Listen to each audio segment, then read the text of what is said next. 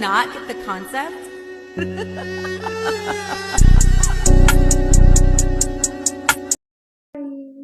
So let's learn psychology with BP. Welcome to my YouTube channel. B.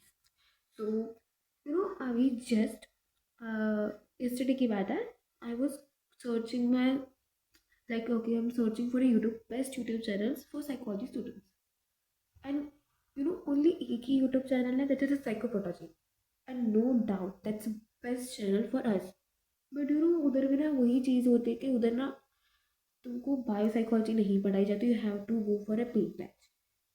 In cognitive की भी नहीं है. And about the introduction to the psychology, उधर कुछ कुछ टॉपिक जो थे हमारे से इमोशन मोटिवेशन हो गया, वो नहीं गिवन है.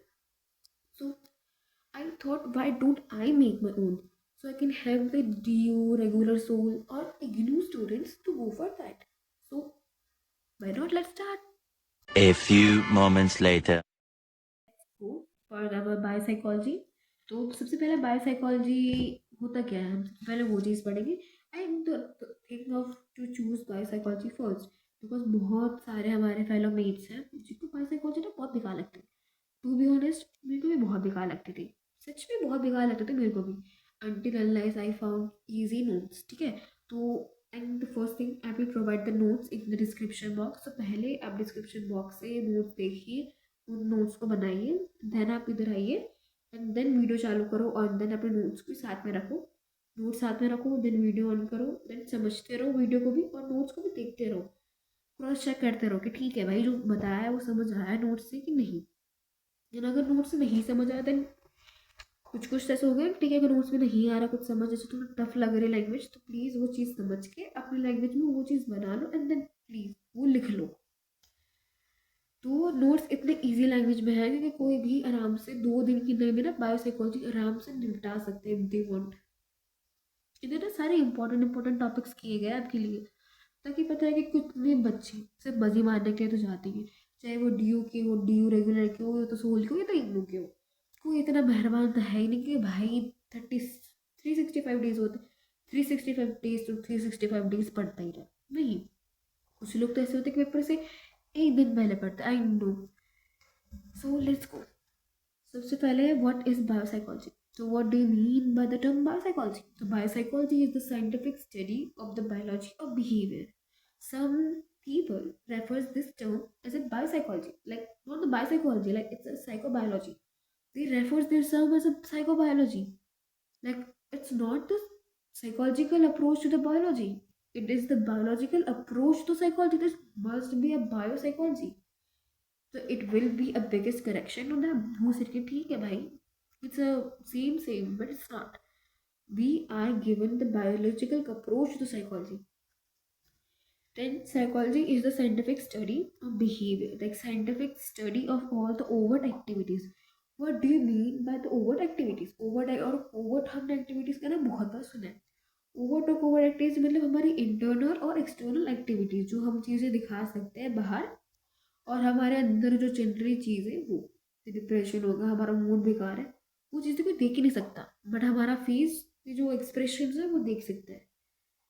देन हमारा the organic all the internal processes which are presumed underline them.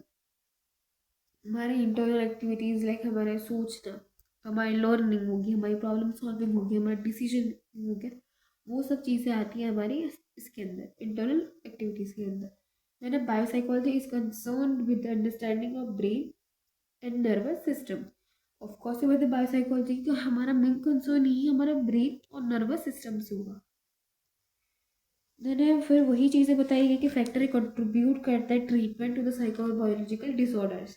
Then हमारा सबसे इम्पॉर्टेंट टॉपिक, हमारा मेजर डिविजन्स ऑफ बायोसाइकोलॉजी. तो फर्स्ट डिवीजन जो है हमारा that is physiological biology, physiological psychology. तो फिजियोलॉजिकल साइकोलॉजी में क्या है, physiological psychology is a method of using control experiments where the brain is directly manipulated in order to examine the neural mechanism of behavior. इधर हमारा brain directly manipulated होता है, उन्हें हमारा मैनिपुलेट होता है to examine the neural mechanism. हमारा जो ब्रेन की न्यूरल मैकेनिज्म है उन चीज़ों को एग्जामिन करने के लिए. तो ये जो प्रोसेस है, ये जो कंजक्शन है, वो एक्सप्लेन क्या करता है, हमारा ब्रेन कैसे वर्क करता है और हम जो वर्क कर रहे हैं उन चीज़ों को बिहेव कैसे कर रहा है। मान ले कि इफ़ आई वांट कि मेरे को पेन चाहिए, मेरे ब्रेन ने बिहेव तो करता है, मेरे ब्रेन ने बिहेव नहीं करा, मेरे ब्रेन ने सिर्फ वो कंजक्शन की। ठीक है, that you want, that I want a pen. अब बिहेव क्या करूँगी, मैं पेन ये पिक करूँगी, तो ये हो गया behave, conjunction and behave. Then है हमारा to understand and it aims to this, the aim of this division is to understand and develop theories. इसका मेन वही चीज़ है कि हाँ ठीक है भाई, सब लोग समझ पाए। इसका मेन मेन वही चीज़ है कि हाँ लोग सुने समझे इस थ्योरी को। Then it is the cause and effect relationship, जहाँ पे इधर ना एनिमल्स और ह्यूमन इन दोनों पे एक्सपेरिमेंट्स किए जाते हैं। And it is very complex to understand, it is very complex to explain. There emotions होता है, थॉट्स होते हैं, हमारा बिहेवियर होता है, और इन तीन चीज़ों को एक्सप्लेन करना इट इज़ टफेस्ट।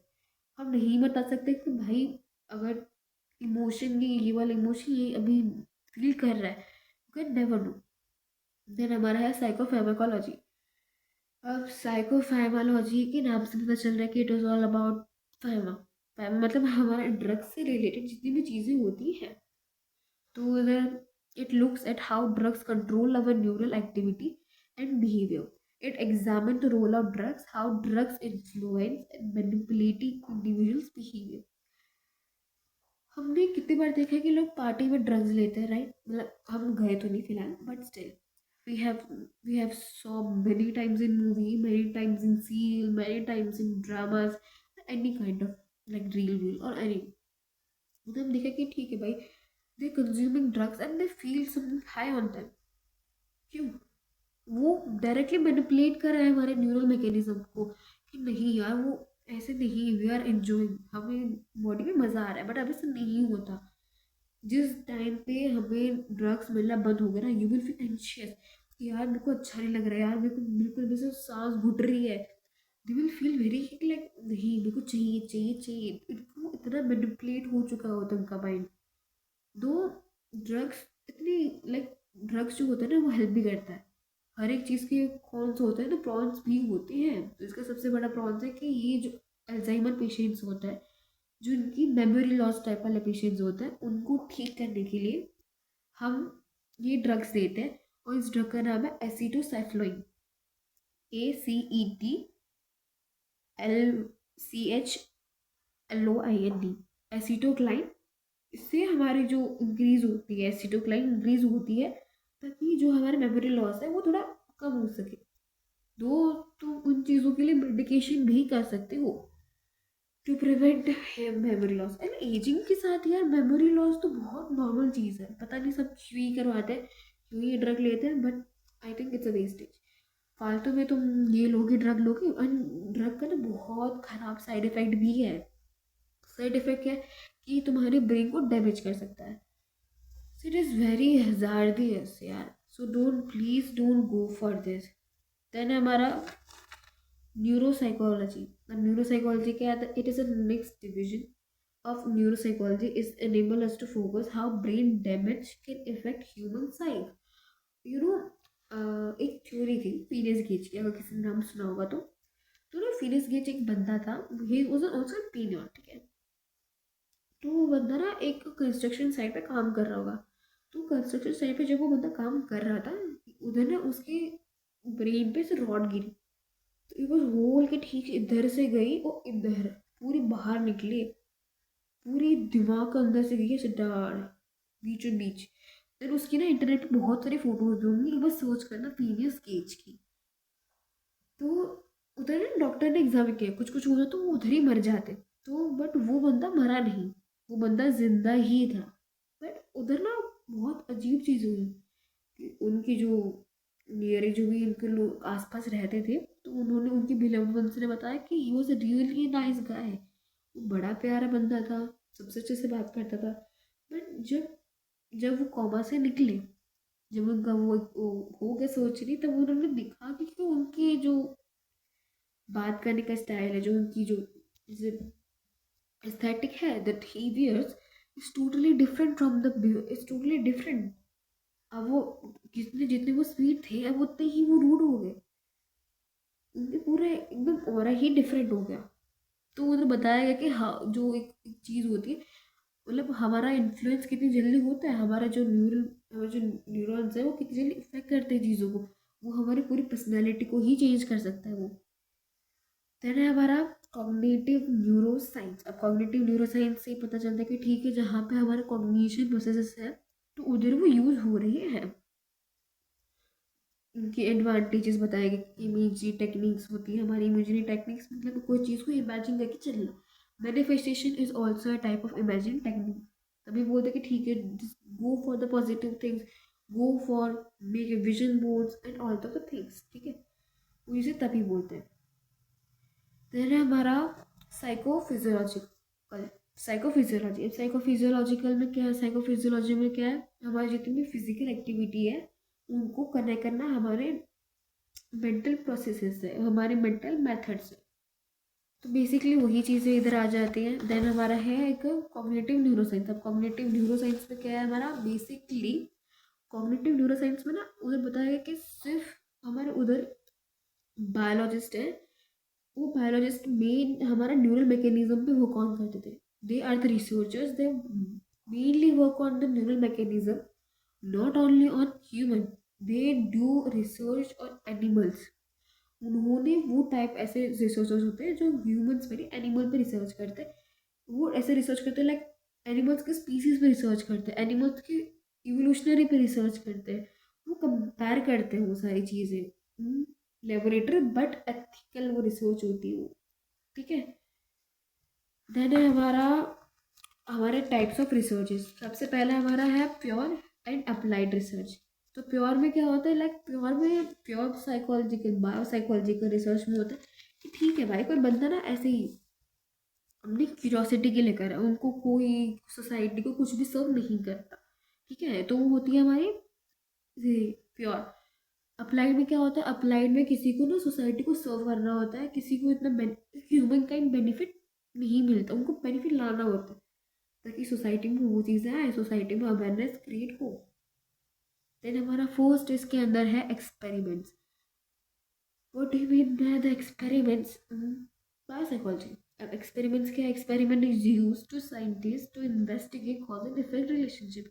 अब कॉज एंड इफेक्ट रिलेशनशिप तो हर चीज़ में होती है। Then in order to conduct experiment on living subject, experiments must create conditions under which subject will be attested between और within। अब between में क्या होता है कि ना डिफरेंट टाइप ऑफ पीपल, उनको डिफरेंट कंडीशन की जाती है, इसलिए इन सबको ना अलग अलग कर दे कि ठीक है भाई, जिन बच्चों को चॉकलेट पसंद है वो इस सेट रहो, जिन बच्चों को आइसक्रीम पसंद है वो उस सेट जाओ।